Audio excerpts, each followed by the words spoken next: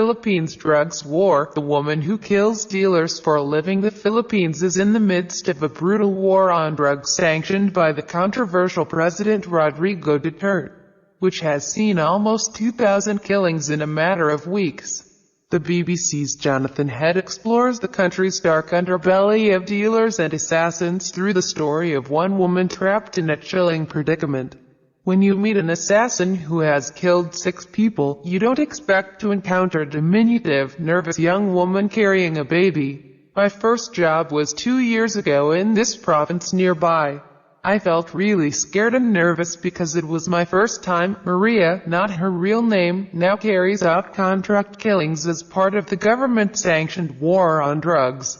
She is part of a hit team that includes 3 women who are valued because they can get close to their victims without arousing the same suspicion a man would, since President Duterte was elected, and urged citizens and police to kill drug dealers who resisted arrest. Maria has killed 5 more people, shooting them all in the head.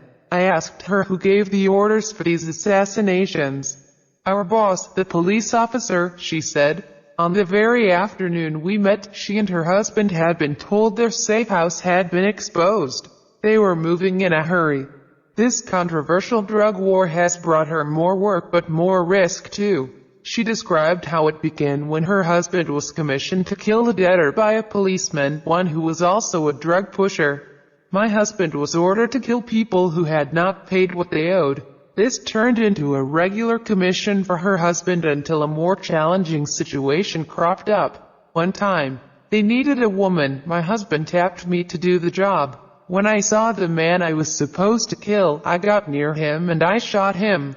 Maria and her husband come from an impoverished neighborhood of Manila and had no regular income before agreeing to become contract killers. They earn up to 20,000 Philippines pesos, $430. 327 pounds per hit, which is shared between 3 or 4 of them. That is a fortune for low-income Filipinos, but now it looks as if Maria has no way out. Contract killing is nothing new in the Philippines, but the hit squads have never been as busy as they are now. President Duterte has sent out an unambiguous message ahead of his election. He promised to kill 100,000 criminals in his first 6 months in office.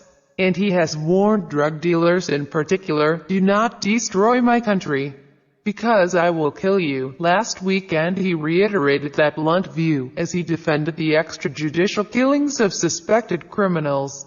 Do the lives of 10 of these criminals really matter?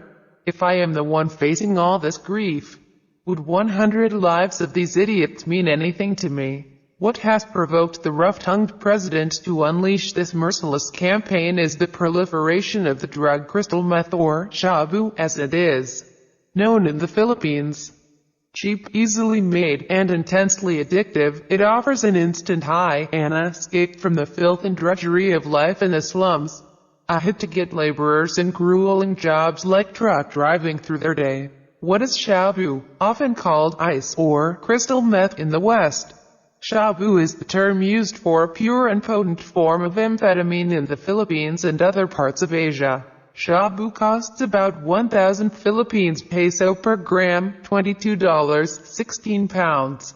It can be smoked, injected, snorted or dissolved in water. The Philippines is home to industrial-scale labs producing tonnes of the drug, which is then distributed throughout Asia. Mr. Duterte describes it as a pandemic, afflicting millions of his fellow citizens. It is also very profitable. He has listed 150 senior officials, officers and judges linked to the trade. 5 police generals, he says, are kingpins of the business.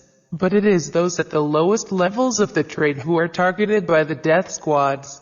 According to the police, more than 1,900 people have been killed in drug-related incidents since he took office on the 30th of June. Of those, they say, 756 were killed by the police, all, they say, while resisting arrest. The remaining deaths are officially under investigation. In practice, most will remain unexplained. Nearly all those whose bloodied bodies are discovered every night in the slums of Manila and other cities are the poor, pedicab drivers, casual laborers, the unemployed. Often, Found next to them are cardboard signs warning others not to get involved in drugs. There is a war being fought almost exclusively in the poorest parts of the country. People like Maria are used as its agents. But it is a popular war. In Tondo, the shantytown area next to Manila Port, most of the residents applaud the president's tough campaign. They blamed the Shabu scourge for rising crime and for destroying lives, although some worried that the campaign was getting out of hand and that innocent victims were being caught up in it. One of those being hunted by the death squads is Roger, again not his real name. He became addicted to Shabu as a young man, he says, while working as a casual laborer. Like many addicts, he began dealing to support his habit, as it was a more comfortable job than laboring. He worked a lot with corrupt police officers, sometimes taking portions of the drug hauls they confiscated in raids to sell. Now he is on the run, moving from place to place every few days to avoid being tracked down and killed. Every day, every hour, I cannot get the fear out of my chest. It's really tiring and scary to hide all the time. You don't know if the person right in front of you will inform on you, or if the one facing you might be a killer. It's hard to sleep at night. One small noise, I wake up. And the hardest part of all is I don't know who to trust. I don't know which direction to go every day, looking for a place to hide. He does feel guilt about his role in the trade of this destructive drug. I do truly believe that I have committed sins. Big time. I have done many awful things. I've wronged a lot of people because they've become addicted, because I'm one of the many who sells them drugs. But what I can say is that not everyone who uses drugs is capable of committing those crimes of stealing and eventually killing. I'm also an addict, but I don't kill. I'm an addict, but I don't steal. He has sent his children to live with his wife's family in the countryside to try to stop them being exposed to the drug epidemic. He estimates that between 30% and 35% of people in his neighborhood are addicts. So when President Duterte stated several times during his presidential campaign that he would kill drug dealers, throw their bodies into Manila Bay, did Roger not take that threat seriously?